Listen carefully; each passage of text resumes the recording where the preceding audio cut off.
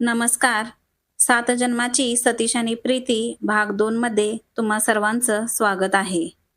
पुण्यातील विद्यानिकेतन business management कॉलेजच्या गेटवर आज सकाळपासूनच गजबज होती. सकाळच्या कोवळ्या उन्हात गेटसमोर रंगीबेरंगी कपड्यातील मुलामुलींची गर्दी. कुणी एकमेकांना ओळख करून देत होते, तर कुणी मोबाईलमध्ये कॉलेजचा फोटो काढत होते. गेटवर मोठ्या अक्षरात स्वागताचा बॅनर लटकला होता. नव्या शैक्षणिक वर्षाच्या शुभेच्छा. त्याखाली कॉलेजचा सुंदर लोगो होता.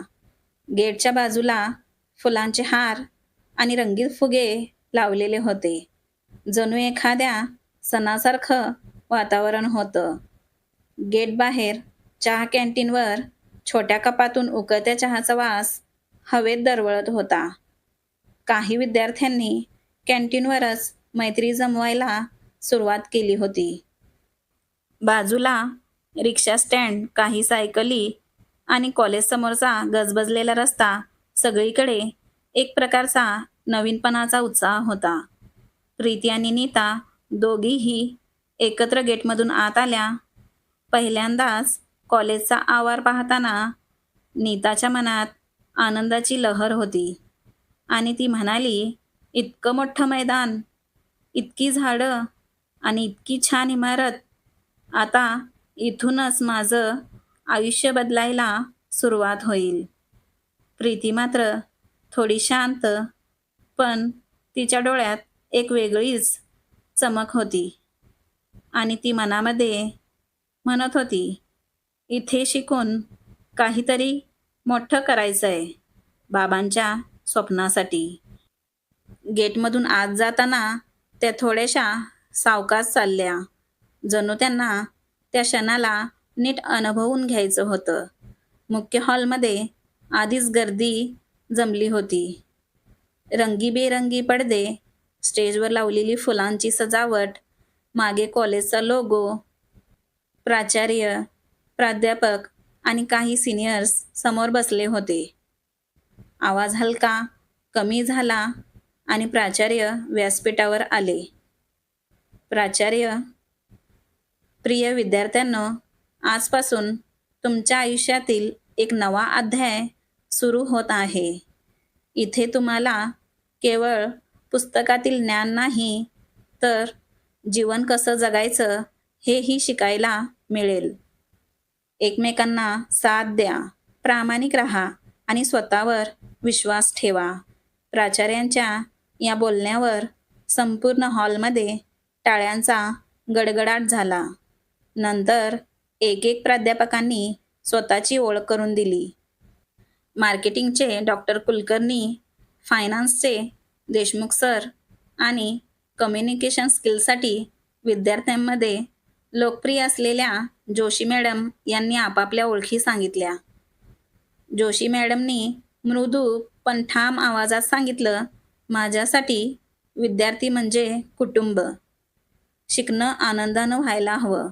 माझ्या क्लासमध्ये तुमचा आत्मविश्वास वाढवणं हेच माझं ध्येय आहे. तुमच्यासाठी पुढचे हे 2-3 वर्ष फक्त अभ्यासापुरतं नसून स्वतःला ओळखण्याचं आणि घडवण्याचं साधन असावं. त्यांचे शब्द ऐकून हॉलमध्ये बसलेल्या विद्यार्थ्यांच्या चेहऱ्यावर एक वेगळंच आत्मविश्वासाचं आणि समाधानाचं हसू उमटलं.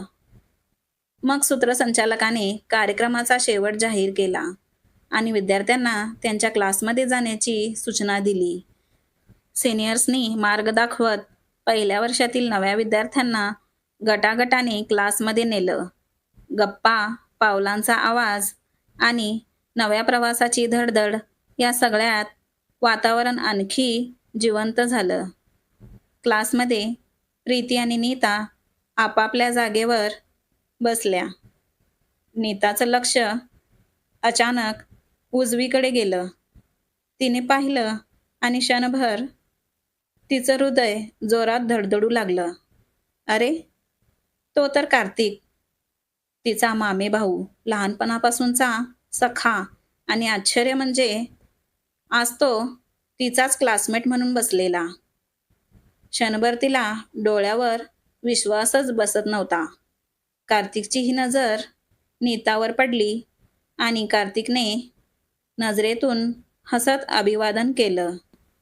त्याच्या शेजारी उंच, देखणा, आत्मविश्वासपूर्ण व्यक्तिमत्वाचा तरुण बसलेला होता, सतीश मित्तल. पहिलंच व्याख्यान जोशी मॅडमांचंच होतं. त्यांचा गोड, मृदू, आपुलकीने भरलेला आवाज संपूर्ण क्लासमध्ये पसरला होता. बोलण्यात एक आत्मीयता होती, जणू त्या प्रत्येक विद्यार्थ्यांशी थेट मनाने जोडल्या गेल्या होत्या. त्या हसत म्हणाल्या, तुम्ही आता एकच टीम आहात.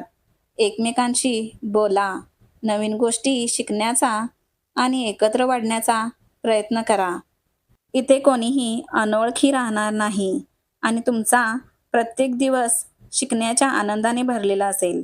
त्यांच्या या शब्दांनी क्लासमधील वातावरण अजूनच हलकं फुलकं झालं होतं. विद्यार्थ्यांच्या चेहऱ्यावर उत्साहाने भरलेलं हसू उमटलं आणि त्यांच्या मनातील पहिल्या दिवसाची धडधड आता एका नव्या उमेदीत रूपांतरित झाली होती. क्षणभर सगळ्यांना जाणवलं, या प्रवासाची सुरुवात खरोखरच खास आहे. लेक्चर संपताच ब्रेकची वेळ झाली. ब्रेक होताच नीता लगेच कार्तिककडे गेली. अरे, इथे तर तू पण क्लासमेट निघालास माझा, ती हसत म्हणाली. कार्तिकही हसला. हो, आणि हा माझा बेस्ट फ्रेंड सतीश. नीताने लगेच गप्पा सुरू केल्या. सांग ना, गावचं सगळं कसं आहे? आजी बरी आहे ना? कार्तिक म्हणाला.